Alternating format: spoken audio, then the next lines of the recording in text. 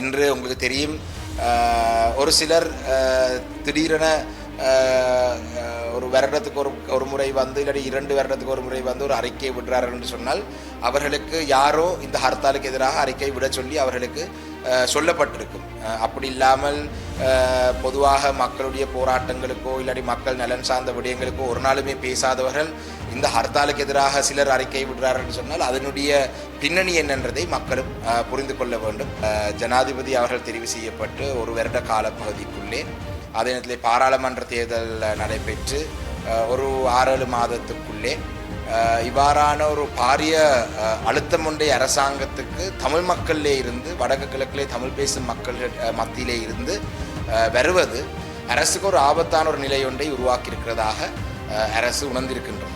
கடையடைப்பு போராட்டம் வெற்றியாக வடக்கு கிழக்கிலே இருக்கிற மக்களுடைய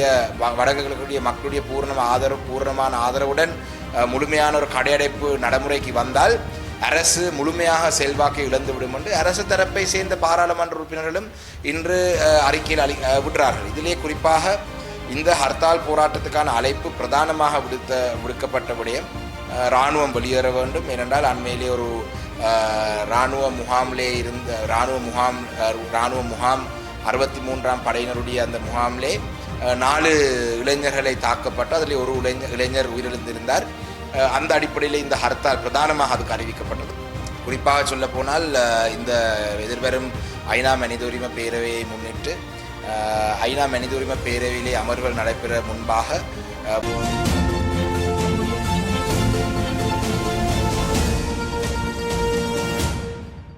அவசரமாக ஒரு ஊடக சந்திப்பொன்றை ஏற்பாடு செய்ய வேண்டிய தேவை ஏற்பட்டிருக்கின்றது. குறிப்பாக எதிர்வரும் 18ஆம் தேதி 8ஆம் மாதம் 18ஆம் தேதி வடக்கு கிழக்கு பூரான ஒரு ஹர்த்தால் நடைமுறைப்படுத்துவதற்கான அழைப்புதல் இலங்கை தமிழரசு கட்சியினால் விடுக்கப்பட்டது. இந்த ஹர்த்தால் போராட்டத்துக்கு பல கட்சிகளுடைய ஆதரவு, அந்த கட்சிகள் கொள்கையின் அடிப்படையிலே சில கட்சிகள் ஆதரவு வழங்கியிருக்கிறார்கள். குறிப்பாக இலங்கை தொழிலாளர் காங்கிரஸ், அதே போல தமிழ் முற்போக்கு கூட்டணியை சேர்ந்த அண்ணன் மனோ கணேசன் அவர்கள், சகோதரர் ஜீவன் தொண்டமான் அவர்கள், அதே போல வடக்கு கிழக்கு மாகாணங்களை பிரதிநிதித்துவப்படுத்தும் ஸ்ரீலங்கா முஸ்லீம் காங்கிரஸ், இன்னும் பல வடக்கு கிழக்கை பிரதிநிதித்துவப்படுத்தும் கட்சிகள் இன்று மாலையிலே தங்களுடைய ஆதரவை அறிவிக்கிறதுக்கு எதிர்பார்த்து கொண்டிருக்கிறார்கள். இவ்வாறான ஒரு நிலையிலே இது ஒரு அரசுக்கு எதிரான ஒரு பாரிய போராட்டமாக, அரசுக்கு எதிரான ஒரு பாரிய சவாலாக இந்த போராட்டம் அமைந்திருக்கின்றது.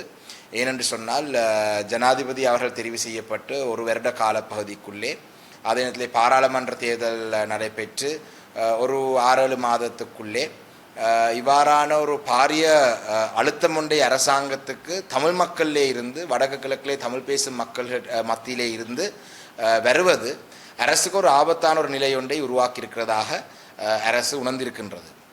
குறிப்பாக சொல்ல போனால் இந்த எதிர்வரும் ஐநா மனித உரிமை பேரவையை முன்னிட்டு ஐநா மனித உரிமை பேரவையிலே அமர்வுகள் நடைபெற முன்பாக வடக்கு கிழக்கு மாகாணங்களிலே தமிழ் பேசும் மக்கள் தொடர்ச்சியாக வலியுறுத்தி கொண்டு வரும் தங்களுடைய நியாயமான கோரிக்கைகளை பற்றி இப்பொழுதும் கரிசனையுடன் இருக்கிறார்கள் என்ற செய்தியை சர்வதேச சமூகத்துக்கு சென்று அடையும் என்று அரசாங்கம் அச்சம் அடைந்திருக்கிறதாக நாங்கள் அறியக்கூடியதாக இருக்கின்றது. குறிப்பாக கடந்த பாராளுமன்ற தேர்தலிலே வந்த முடிவுகளை வைத்துக்கொண்டு உலக நாடுகளுக்கும் அதே நேரத்திலே சிவில் மன்னிக்கணும் வெளிநாட்டிலே இலங்கை மீது கரிசனை கொண்டிருக்கிற இனிய திணைக்களங்களுக்கு ஐநா மனித உரிமை பேரவையாக இருக்கட்டும், இப்படியான இடங்களுக்கு அரசு சொல்லி வந்த செய்தி, கடந்த பாராளுமன்ற தேர்தலுக்கு பிறகு வடக்கு கிழக்கு மாகாணங்களிலே தமிழ் பேசும் மக்கள் தற்பொழுது எந்த காலப்பகுதியில் இல்லாதவாறு தென்னிலங்கையை சேர்ந்த ஒரு பேரினவாத சிங்கள அரச கட்சியை ஆதரித்து இந்த நாட்டிலே தமிழ் மக்களுக்கு அரசியல் ரீதியான எந்த பிரச்சனையும் இல்லை, தமிழ் மக்களுடைய பிரச்சனைகளும் சிங்கள மக்களைப் போல வேலைவாய்ப்பு, வீதி அபிவிருத்தி, போக்குவரத்து மாத்திரம்தான், தமிழ் மக்களுக்கு விசேடமான எந்த கோரிக்கைகளும் இல்லை என்று தாங்கள் சொல்லி வந்த செய்தியை இந்த ஹர்த்தாலின் ஊடாக மீண்டும் ஒரு முறை உள்ளூராட்சி மன்ற தேர்தலிலே ஒரு மக்கள் ஒரு ஆணையை வழங்கி அதை முறியடித்திருந்தார்கள். இந்த ஹர்த்தால் போராட்டத்தினூடாக மீண்டும் ஒரு முறை இந்த செய்தி மீண்டும் சொல்லப்படும் என்ற அச்சத்தின் காரணத்தினால் அரசாங்கத்தினுடைய சில நடவடிக்கைகள் பற்றி சொல்வதற்காகத்தான் இந்த ஊடக சந்திப்பை நடத்தியிருக்கிறேன். குறிப்பாக ஹர்த்தாலுக்கான அழைப்புதல் விடுவதோ இல்லாட்டி மக்கள் கடையடைப்பு போராட்டம் செய்வதோ எந்த வகையிலையும் சட்டவிரோதமான செயல்பாடு அல்ல.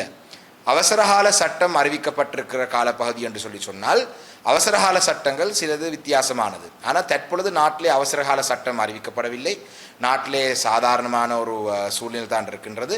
இவ்வாறான ஒரு காலப்பகுதியிலே மக்கள் ஒரு பூர்ணமான ஹர்த்தாலை நடைமுறைப்படுத்துவது, வர்த்தக சங்கங்கள் கடையடைப்பு போராட்டத்துக்கு ஆதரவு வழங்குவது, இவ்வாறான விடயங்கள் சட்டவிரோதமான செயல்பாடு அல்ல என்ற செய்தியை சொல்வதற்காகத்தான் இந்த ஊடக சந்திப்பை நான் நடாத்த ஏற்பாடு செய்தேன். என்றால் இன்று காலையிலே இருந்து பல வர்த்தக சங்க தலைவர்களுக்கு பல அழுத்தங்கள் பல தரப்பினால் கொடுக்கப்படுவதாக எங்களுக்கு அறியக்கூடியதாக இருக்கின்றது. அதாவது இந்த ஹர்த்தாலை நடைமுறைப்படுத்தக்கூடாது, இது சட்டவிரோதமான செயல்பாடு என்றெல்லாம் பொய்யான வதந்திகளை பரப்பி கொண்டிருக்கிறார்கள். இதுக்கு பின்னணியிலே யார் இருக்கிறார் என்று பார்த்தால் தமிழ் மக்களுடைய அரசியல் அபிலாஷைகளை நிறைவேற்றப்படக்கூடாது என்று எப்பொழுதும் தமிழ் மக்களுக்கு எதிராக செயல்பட்டு கொண்டிருக்கும் அரசாங்கத்தினுடைய பிரிவுகள் தான் இந்த பின்னணியில் இருக்கிறார் என்றதை மிக திட்ட தெளிவாக தெரிகின்றது. இந்த காலப்பகுதியிலே இந்த கடந்த காலப்பகுதியிலே உங்களுக்கு தெரியும், இராணுவ புலனாய்வுத்துறை இப்படியான பலர் தமிழ் மக்களுடைய நியாயமான அரசியல் கோரிக்கையை மக்கள் முன்வைப்பது முறியடிக்கிறதுக்கு பல நடவடிக்கை எடுத்தார்கள். அதே போல தான் தற்பொழுதும் அரசாங்கம் அச்சம் அடைந்திருக்கின்றது, பயந்து போயிருக்கிறார்கள். இந்த கடையடைப்பு போராட்டம் வெற்றியாக வடக்கு கிழக்கிலே இருக்கிற வடக்கு கிழக்குடைய மக்களுடைய பூர்ணமான ஆதரவுடன் முழுமையான ஒரு கடையடைப்பு நடைமுறைக்கு வந்தால் அரசு முழுமையாக செல்வாக்கை இழந்துவிடும் என்று அரசு தரப்பை சேர்ந்த பாராளுமன்ற உறுப்பினர்களும் இன்று அறிக்கையில் விடுறார்கள். இதிலே குறிப்பாக இந்த ஹர்த்தால் போராட்டத்துக்கான அழைப்பு பிரதானமாக விடுக்கப்பட்ட விடயம் இராணுவம் வெளியேற வேண்டும். ஏனென்றால் அண்மையிலே ஒரு இராணுவ முகாம் 63ஆம் படையினருடைய அந்த முகாமிலே 4 இளைஞர்களை தாக்கப்பட்டு அதில் ஒரு இளைஞர் உயிரிழந்திருந்தார்.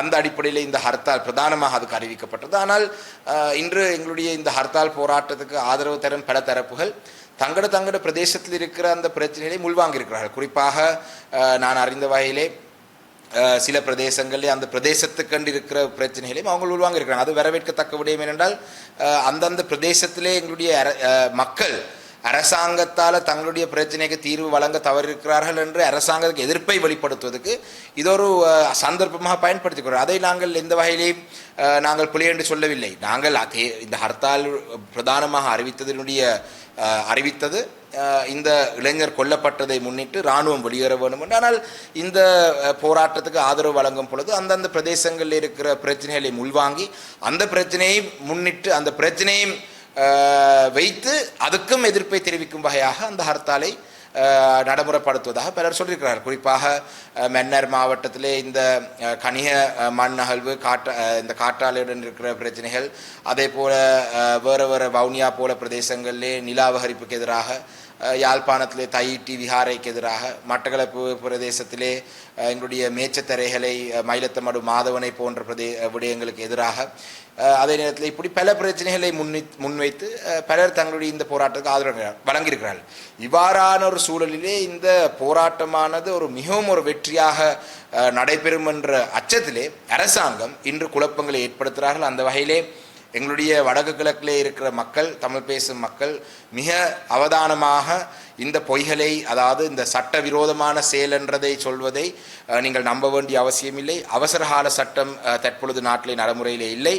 அதே போல தான் நாங்களும் எங்களுடைய ஹர்த்தால் அழைப்பின் பொழுது அவசர தேவைகள், அவசரமான விடயங்களுக்கு நாங்கள் எந்த வகையிலையும் தடை இல்லை, அவசரமான அத்தியாவசிய சேவைகளுக்கு நாங்கள் தடை இல்லை என்பதை நாங்கள் அறிவித்திருக்கிறோம். அந்த வகையிலே இந்த போராட்டத்தை எதிர்வரும் 18ஆம் தேதி வடக்கு கிழக்கு பிரதேசத்திலே தமிழ் பேசும் மக்கள் பூர்ணமான ஒரு வெற்றியாக நாங்கள் இதை நடைமுறைப்படுத்த வேண்டும் என்ற அந்த செய்தியை சொல்வதற்காகத்தான் இந்த ஊடக சந்திப்பை நடத்தியது. அதே போல தான் இன்று உங்களுக்கு தெரியும், ஒரு சிலர் திடீரென ஒரு வருடத்துக்கு ஒரு முறை வந்து இல்லாட்டி 2 வருடத்துக்கு ஒரு முறை வந்து ஒரு அறிக்கை விடுறார்கள் என்று சொன்னால் அவர்களுக்கு யாரோ இந்த ஹர்த்தாலுக்கு எதிராக அறிக்கை விட சொல்லி அவர்களுக்கு சொல்லப்பட்டிருக்கும். அப்படி இல்லாமல் பொதுவாக மக்களுடைய போராட்டங்களுக்கோ இல்லாட்டி மக்கள் நலன் சார்ந்த விடயங்களுக்கோ ஒரு நாளுமே பேசாதவர்கள் இந்த ஹர்த்தாலுக்கு எதிராக சிலர் அறிக்கை விடுறார்கள் என்று சொன்னால் அதனுடைய பின்னணி என்னன்றதை மக்களும் புரிந்து கொள்ள வேண்டும். அதே போல தான் சில பிரதேசங்களிலே வர்த்தக சங்கங்களுக்கு இடையிலே இருக்கிற சில விடயங்களை முன்னிட்டு இன்னும் பேச்சுவார்த்தை நடந்து கொண்டிருக்கு. இந்த 2 வர்த்தக சங்கங்களும் இணைந்து மிக விரைவாக அந்த பிரதேசங்களிலே இருக்கிற கடையடைப்பு போராட்டத்துக்கான ஆதரவை இன்று இல்லாட்டி நாளைய தினத்துடன் அறிவிப்பார் என்று நாங்கள் எதிர்பார்க்கிறோம். அந்த வகையிலே விசேடமாக மட்டக்களப்பு மாவட்டத்தில் இருக்கிற மக்கள், குறிப்பாக என்னுடைய மாவட்டம், நாங்கள் தொடர்ச்சியாக அரசாங்கத்துக்கு ஜனாதிபதி தேர்தல், பாராளுமன்ற தேர்தல், அதேபோல் உள்ளாட்சி மன்ற தேர்தலில் நாங்கள் முழுமையான எதிர்ப்பை வெளிக்காட்டியிருக்கிறோம். அதே போல தான் இந்த ஹர்த்தால் போராட்டத்தினூடாகவும் மட்டக்களப்பு மாவட்டத்தில் இருக்கிற மக்கள் விசேடமாக என்னுடைய மாவட்டத்தின் என்றதின் அடிப்படையில் எனக்கு கூடிய கரிசனை மட்டக்களப்பில் இந்த ஹர்த்தாலுடைய வெற்றியாக முடிக்கிறதிலே இருக்கின்றது. அந்த வகையிலே மட்டக்களப்பு மாவட்டத்தில் இருக்கிற மக்கள் மிகவும் முக்கியமாக இந்த ஹர்த்தால் போராட்டத்துக்கான பூர்ணமான ஆதரவை வழங்குவார்கள் என்று நான் எதிர்பார்க்கின்றேன். நன்றி.